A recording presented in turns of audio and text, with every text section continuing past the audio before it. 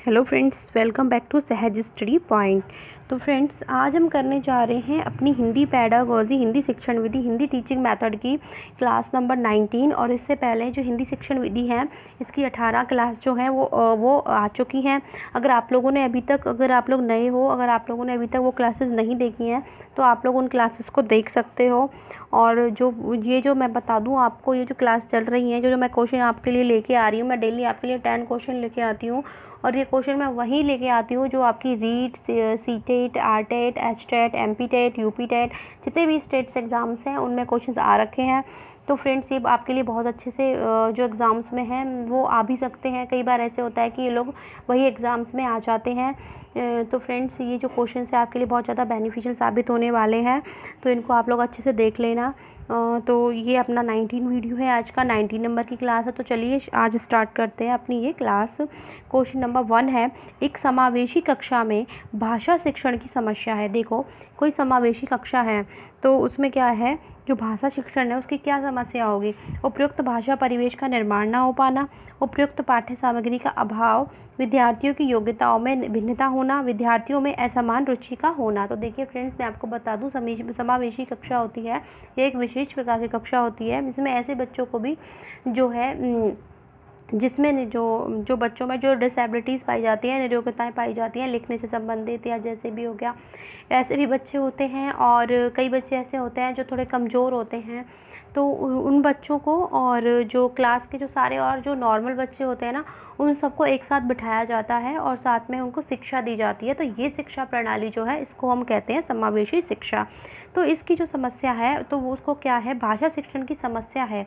तो जो समावेशी कक्षा चल रही है, कोई क्लास चल रही है, तो उस टाइम पे जो भाषा शिक्षण की समस्या क्या होगी, उपयुक्त भाषा परिवेश का निर्माण ना हो पाना, उपयुक्त पाठ्य सामग्री का अभाव, विद्यार्थियों की योग्यताओं में भिन्नता होना, विद्यार्थियों में असमान रुचि का होना। तो देखिए, इसका सबसे सटीक आंसर जो है वो होगा ए वाला, कि जो उपयुक्त भाषा है उसका परिवेश का निर्माण ना हो पाना।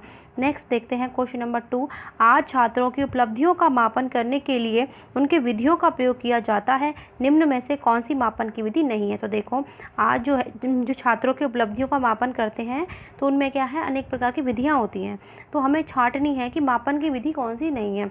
अवलोकन विधि, साक्षात्कार विधि, लक्षण मिलान, प्रश्नावली। तो देखो, अवलोकन भी होती है और साक्षात्कार विधि भी होती है और प्रश्नावली विधि भी होती है। तो इसमें जो लक्षण मिलान विधि है यह नहीं होती, तो इसका आंसर सी वाला हो जाएगा।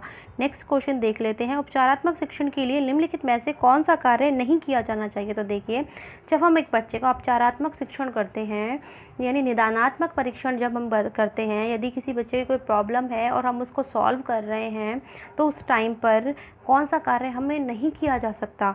सतत एवं व्यापक मूल्यांकन, प्राथमिक स्तर के बच्चों के परीक्षा में फेल होने पर उन्हें अगली कक्षा में प्रोन्नत करने से रोकना, उच्चतर माध्यमिक कक्षाओं में विज्ञान विषय को अलग अलग संकायों के रूप में पढ़ाना, माध्यमिक कक्षाओं में विज्ञान विषय को संयुक्त विषय के रूप में पढ़ाना। तो फ्रेंड्स, इसका आंसर बी वाला होगा, कि जो प्राथमिक स्तर के बच्चे हैं ना, यानी कि जो छोटे बच्चे होते हैं 5th क्लास तक के, तो हम क्या है, उन बच्चों के जो परीक्षा में जैसे फेल हो जाते हैं तो उन्हें हम अगली कक्षा में प्रमोट करना होता है ना, प्रोन्नत करना होता है, उन्हें बढ़ाना होता है कि ये नेक्स्ट कक्षा में जाएंगे, जैसे 4th में तो 5th में जाएगा, 3rd में तो 4th में जाएगा, तो उसको रोकना, तो हम उसको रोक नहीं सकते हैं। तो इसका आंसर बी वाला हो जाएगा। नेक्स्ट है उपचारात्मक शिक्षण। देखिए, जो होता है ये बच्चों की कमियों का पता लगाते हैं और उनको हम दूर करते हैं कि बच्चे में ये बच्चा पढ़ क्यों नहीं पा रहा है, कमज़ोर क्यों है, इसको क्या प्रॉब्लम्स हैं, फैमिली से रिलेटेड प्रॉब्लम्स हैं, या फिर इसको डिसलेक्सिया, डिस्कैल्कुलिया या अफ्रेजिया, जितनी भी ये जो भी डिसेबिलिटीज़ होती हैं ये तो नहीं है। तो इस प्रकार से जो है उपचारात्मक शिक्षण किया जाता है। तो इसमें हम बच्चों की जो कमियां हैं उनका पता लगा सकते हैं और उनको हमें दूर भी करना होता है कि भाई इसको, ये बच्चे को ये दिक्कत आ रही है, तो हम इसके लिए क्या करें। तो आपको समझ में आ गया होगा, आई होप। 4th क्वेश्चन है, एकांकी पाठों का सर्वप्रमुख उद्देश्य क्या होता है। जो एकांकी पाठ होते हैं बच्चों की बुक्स में दे रखे होते हैं, तो उनका सबसे जो महत्वपूर्ण उद्देश्य है वो क्या होगा। एकांकी की समीक्षा करना सीखना, एकांकी विद्या से परिचय करवाना, भाई ये जो एकांकी है वो किस प्रकार से लिखी जाती है, या विभिन्न संदर्भों में संवाद बोलने की क्षमता का विकास, या एकांकी लिखना सिखाना। तो फ्रेंड्स, इसमें देखो, ना तो एकांकी की समीक्षा करेंगे छोटे बच्चे, ना ही एकांकी की विद्या से परिचय करवाओगे, ना ही एकांकी उनको लिखना है, ना उनको सीखना है। कोई आप लोगों ने अब तक जो एकांकियाँ पढ़ी हैं, कई बार क्या है, आपकी मैम या सर आप लोग क्लास में पढ़ते होंगे तो वो वाले जो पाठ आते थे ना कि भाई जैसे हाँ, आपको कोई किसी को कोई भी जैसे नाटक टाइप होता था, किसी को राम बना दिया, किसी को मोहन बना दिया, टीचर ने खड़ा कर दिया, और जो राम का जो पात्र होता था वो एक बच्चा बन जाता था, वो पढ़ता था। उसके बाद श्याम का पात्र दूसरा पढ़ता था, और कोई हिना बन जाती थी तो वो दूसरा पढ़ती थी। तो इस टाइप से ही वो बच्चे जो हैं वो पढ़ते थे, आपस में ही टीचर खड़ा कर देता था और उनको वो पात्र बना दिया जाता था। तो इस टाइप से एकांकी होती हैं। तो इससे क्या बच्चे जो है वो एकांकियाँ लिखना सीख रहे हैं, उसका साहित्य जान रहे हैं, ऐसा कुछ भी नहीं है।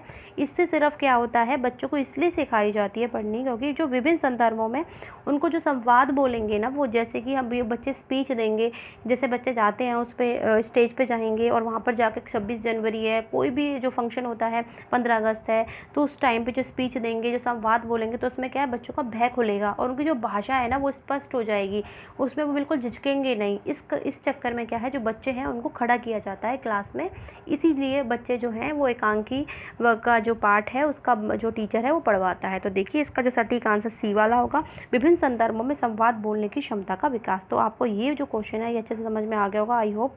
तो देखिए नेक्स्ट क्वेश्चन देखते हैं अपना 5 वाला। मातृभाषा या क्षेत्रीय भाषा का प्रयोग शिक्षा के सभी उच्च स्तरों तक जारी रहना चाहिए, क्योंकि तो देखो जो मातृभाषा होती है ना बच्चे की, या क्षेत्रीय भाषा होती है, उसका प्रयोग शिक्षा के सभी उच्च स्तरों तक जारी रहना चाहिए। क्यों? कि भाई मातृभाषा या आसपास की भाषा में उच्च दक्षता का स्तर जो है वो बेहतर संज्ञानात्मक विकास, अंतर्वैयक्तिक संवाद हो, कुशलता व सैद्धांतिक स्पष्टता को बढ़ावा देने में महत्वपूर्ण भूमिका निभाता है। ऐसा करना अंतर्राष्ट्रीय संबंधों में विस्तार के दृष्टिकोण में सर्वाधिक आवश्यक है। मातृभाषा में बच्चों की रुचि अधिक होती है। तो देखिए फ्रेंड्स, तो इसका जो सही आंसर होगा वो ए वाला होगा। तो वैसा तो ये क्वेश्चन, ये जो बी और सी है ये भी ठीक ही मतलब दे रखे हैं इन्होंने, लेकिन जो सबसे सटीक आंसर होगा वो ए वाला होगा कि भाई जो मातृभाषा है वो हमारे आसपास की भाषा और की उच्च दक्षता का स्तर, बेहतर संज्ञानात्मक विकास, जो अंतर्वैयक्तिक संवाद होंगे ना उसमें कुशलता, सैद्धांतिक स्पष्टता को बढ़ावा देने में जो है महत्वपूर्ण भूमिका निभाता है। नेक्स्ट क्वेश्चन 6 की ओर। जो मौन पठन में मुख्यतः क्या होता है, जब मौन पठन करते हैं बच्चे तो क्या होगा, शब्द भंडार विकसित किया जाएगा भाई मौन पठन से, मन ही मन बुदबुदाते हुए पढ़ा जाता है, गहन अर्थ का आत्मसात करने का प्रयास किया जाता है, तेज गति से पाठ को पढ़ा जाता है। तो देखिए इसका सटीक आंसर जो है वो सी होगा कि जब हम मौन पाठन करने बैठते हैं, आप लोग भी जब कभी बुक को जैसे याद करते हो तो उसमें क्या है, हम जो है बिल्कुल पिन ड्रॉप साइलेंट हो जाते हैं, इतनी भी आवाज़ नहीं होती हमारे आसपास और हम बिल्कुल शांति से बुक लेके बैठ जाते हैं, ना ज़ोर से बोलते हैं, बिल्कुल मन मन में पढ़ते हैं, याद करते हैं। तो देखो उस टाइम पे क्या होगा, उस टाइम पे जो है गहन अर्थ को हम आत्मसात करने का प्रयास किया जाता है। तो उसमें हम जो बुक है उसमें हम बिल्कुल घुस जाते हैं, उसके अंदर तक का जो अर्थ है उसको निकाल के लाते हैं कि भाई ये क्या कहना चाह रहा है, और इसमें से कैसे, अब जैसे आप लोग तैयारी कर रहे हो तो आप लोग सोचते हो कि इसमें से कैसे क्वेश्चन बनेंगे, कुछ भी पढ़ोगे पूरा पहले याद करोगे फिर सोचोगे क्वेश्चन किस प्रकार से बनेंगे। तो क्वेश्चन आप लोग तभी तो बना सकते हो ना जब आपने उसका गहन अध्ययन किया है, तो जो क्वेश्चन बनाओगे तो वो मौन पाठन से बनाओगे। तो इसी प्रकार गहन अर्थ को आत्मसात करने का प्रयास किया जाता है, तो ये मौन पाठन में मुख्यतः होता है। तो इसका सी आंसर सही होगा। नेक्स्ट है 7 क्वेश्चन कि बच्चा स्वाभाविक रूप से अपने घर और समाज के वातावरण से डैश अर्जित करता है। तो देखो जो एक बच्चा होता है वो स्वाभाविक रूप से अपने घर, जैसे उस बच्चे का घर है और आसपास का वातावरण है, उसका समाज है जहाँ वो रहता है, गली मोहल्ले पड़ोस में, तो वातावरण से किसको अर्जित करता है, वह शब्द को, व्याकरण को, भाषा को या वाक्य को। तो देखो भाषा का अर्जन करता है बच्चा, जिस प्रकार की भाषा को बोलता सुनता है अपने आसपास, तो वहीं से वो जिसको एक्वायर करता है उसको अर्जित करता है। तो इसका आंसर है बी वाला सही होगा। नेक्स्ट है निम्नलिखित में से कौन सा उच्च प्राथमिक स्तर पर भाषा शिक्षण का उद्देश्य नहीं है।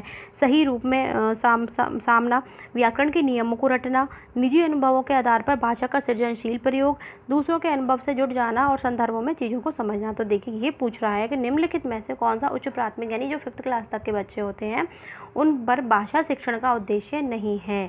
तो जो है जो 5th क्लास तक के बच्चे होते हैं उनको व्याकरण के जो नियम है उनको रटवाया नहीं जाता है, और क्योंकि उनको तो वैसे भी आगमन विधि का प्रयोग ही किया जाता है। तो बच्चों को पहले हम क्या है, पहले हम उदाहरण देते हैं और उसके बाद हम उनको जो है नियमों की ओर ले जाते हैं। तो इसलिए जो इसका आंसर है वो बी वाला जो है वो सही होगा कि व्याकरण के नियमों को रटवाया नहीं जाता।